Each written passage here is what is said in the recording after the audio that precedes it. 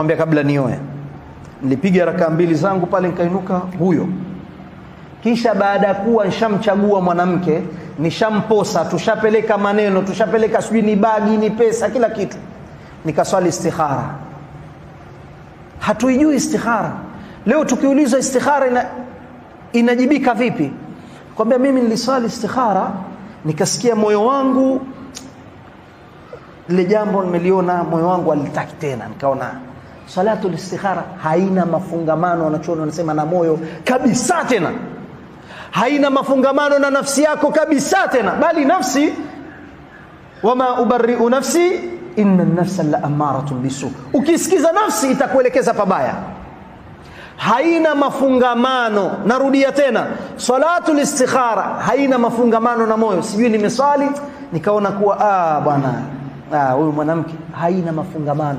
Inarudi kama ilivyokuja kwenye hadithi, Allahumma in kana fi hadha al-amri khairun li fi dini wa ma'ashi wa aqibati amri fayassirhu li wa barik li fihi wa fayassirhu li waqdirhu li wa barik li fihi. Ikiwa hili jambo lina khairi na mimi kumwoa fulani, basi nifanyie wepesi, vile vile nibariki katika jambo hili na unikadirie liwe. Wanachuoni wanasema ikiwa ni kheri utaona uwepesi moja kwa moja. Ukienda sasa ukapeleka maneno hawana uzito na wewe, mashallah fulani, naam, basi takujibu. Wamefuatilia siku moja mbili, wamekupigia simu, au siku ile ile ukienda wanakujua, wamekubali. Waulize walioenda kuposa, unakataliwa mpaka na mjomba asiyehusika. Licha wazazi, mpaka wajomba wasiohusika pia wanatia ugumu. Sababu in kana fi hadha al-amr sharrun li fi dini wa ma'ashi wa aqibati amri fasrifni anhu wasrifu anni waqdir lil khaira haythu kana. Vile vile kwenye dua, ikiwa hili jambo ni shari na mimi, basi ya Rabbi nakuomba niepushe na hili jambo, na hili jambo lieke mbali na mimi, kisha unielekeze pale ambapo kwamba kuna khairi. Sasa shaswali istikhara huyu bwana, anaenda kuposa, mama anakataa, baba anakataa, shangazi anakataa, mjomba anakataa, lakini yale mapenzi yanavompushi katika lile jambo, anauliza nani nikienda naye kule hatuwezi kurudishwa?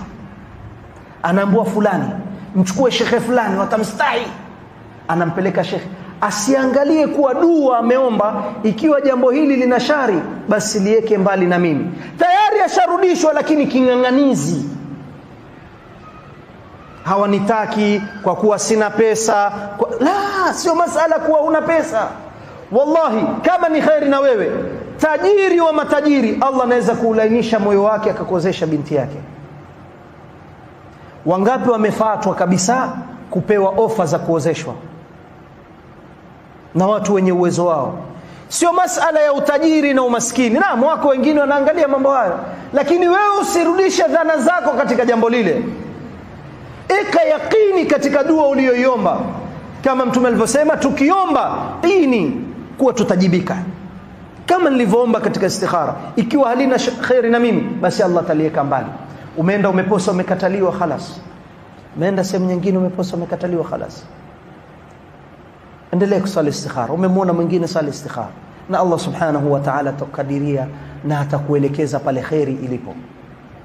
Bali anaweza kuitoa khairi ilipo huko ukaletewa mpaka pale. Wangapi wameenda kuposa, wanarudishwa, wanaenda kuposa, wanarudishwa. Siku amekaa mwenye na shughuli zake, anasikia shangazi ama anti anaongea, anasikia kina fulani wana binti nzuri sana, ninawazungumzisha kuhusiana wewe, wananiambia watanijibu siku mbili tatu, ambao wakubali. Hata juhudi hukuitoa kabisa, Allah ameileta khairi paka pale ulipo. Sio masala ya kuwa hawanitaki, sina kitu. La la la la la, mutajenga familia na mutapata kitu. Kwa hivyo ni masala ya kurudi kwenye istikhara. Inasemaje? Sio moyo, nimesali nikaona mimi naona bana tumwache. Kumbe una mwingine unampenda huko, unaanza kusingizia watu kuwa si khairi na mimi, pengine ni shari na mimi, pengine ni wewe ni shari na yeye. Pengine yeye ana khairi zake mwenyewe, lakini wewe ni shari na yeye. Sasa ndio tunarudishwa kwenye nini? Allahumma inni astakhiruka.